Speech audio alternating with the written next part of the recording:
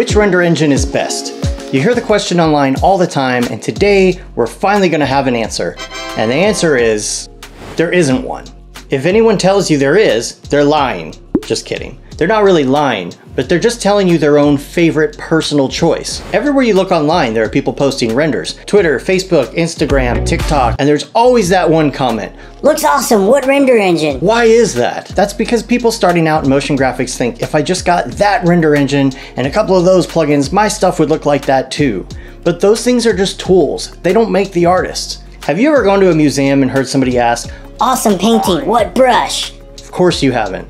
Let's face it, it can be almost intimidating to see the amount of design work flowing through your feeds. How does everybody do it? You're not seeing all the hours of hard work and practice that goes in behind the scenes. The render engine isn't what makes great work look great. It's the lighting, the texturing, the framing, the focal length of the camera, the story, and especially the hours of practice that makes something look cool. So why isn't there a best render engine?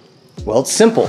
People have different preferences. Most render engines can do just about anything, but some of them do specific things better than others. It's up to you to decide what best fits your workflow. Your artwork can look good with almost any render engine you choose. Look at this render by Bhatki Patel. Looks like Octane, right? Nope, that's physical render in Cinema 4D. Most people would have guessed Octane because there's been a slew of TV show openers using Octane over the last few years. The texturing and lighting make this scene, not the engine. Now, there's a lot of talk about Redshift versus Octane. Again, the best one is the one that you need for your client's next project. Lots of people like Octane for its photorealism, physically accurate lighting, but it's also loved for its easy-to-use network rendering. But Redshift can do that too, and there's some less physically accurate techniques artists really enjoy about Redshift when creating stylized or illustrative work. Redshift requires the use of nodes right off the bat. So if nodes aren't your thing, maybe you want to try Octane. Octane can be used with or without nodes. Again, personal preference. A lot of people also ask about Octane and Redshift versus Corona and Arnold. Which one is best? That's a tough comparison to make. They both make some pretty pictures,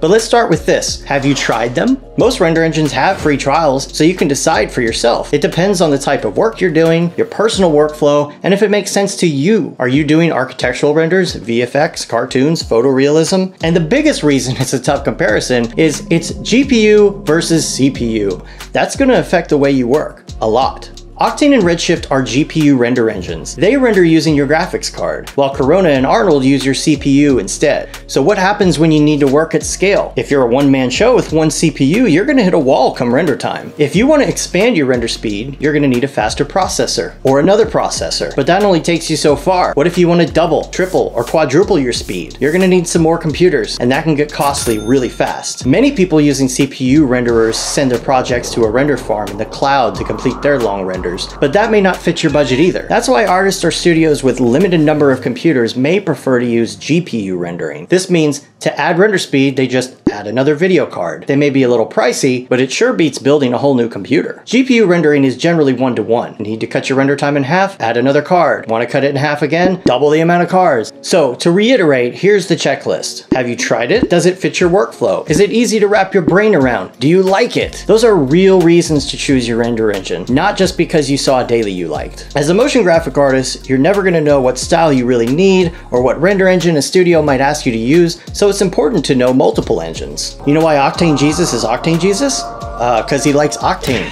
It's not like he's never touched another render engine. It's up to you to choose your own best render engine. You should be comfortable with the software you're using so that you can concentrate on your art. So go try some render engines, decide for yourself, and stop worrying about what everybody else is doing.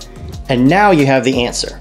If you want to hear more in-depth discussion about the differences in render engines, be sure to check out Mograph.com's Late Night Render Talk video linked in the description. And as always, make sure to like and subscribe for the latest videos, live shows, and podcasts.